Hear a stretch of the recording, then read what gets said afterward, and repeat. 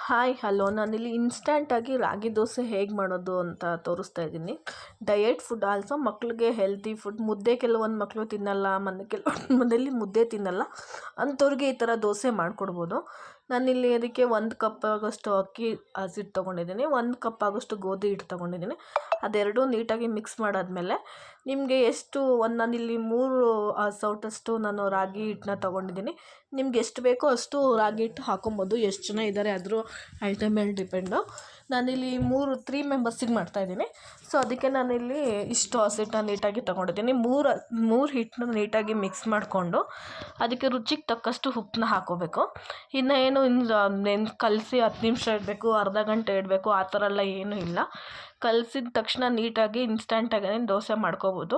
ಅಕ್ಕಿ ಹಿಟ್ಟು ಹಾಕಿರೋದು ಕ್ರಿಸ್ಪಿಯಾಗಿ ಬರಲಿ ಅಂತ, ಗೋಧಿ ಹಿಟ್ಟು ಹಾಕಿರೋದು ಸಾಫ್ಟಾಗಿ ಬರಲಿ, ದೋಸೆ ಎಲ್ಲೂ ಕಟ್ಟಾಗದೇ ಇರಲಿ ಅನ್ನೋ ರೀಸನ್ಗೆ ಗೋಧಿ ಹಿಟ್ಟು ಹಾಕಿದ್ದೀನಿ. ನೀಟಾಗಿ ನೀರು ಹಾಕ್ಕೊಂಡು ಒಂಚೂರು ಲಮ್ಸ್ ಇಲ್ದಂಗೆ ನೋಡಿ ಈ ರೀತಿ ಕಲಿಸ್ಕೊಬೇಕು.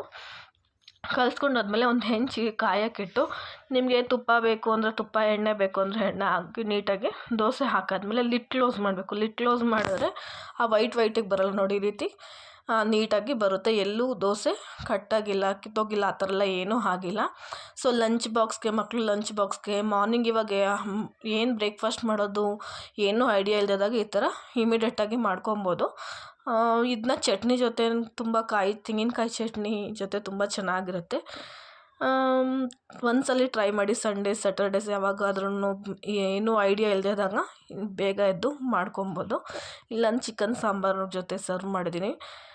ಮಕ್ಕಳು ಕೆಲವೊಂದು ಮನೇಲಿ ಮುದ್ದೆ ತಿನ್ನಲ್ಲ, ಅವ್ರಿಗಂತೂ ತುಂಬ ಹೆಲ್ಪ್ ಆಗುತ್ತೆ. ಒಂದ್ಸಲ ಟ್ರೈ ಮಾಡಿ. Thank you for watching.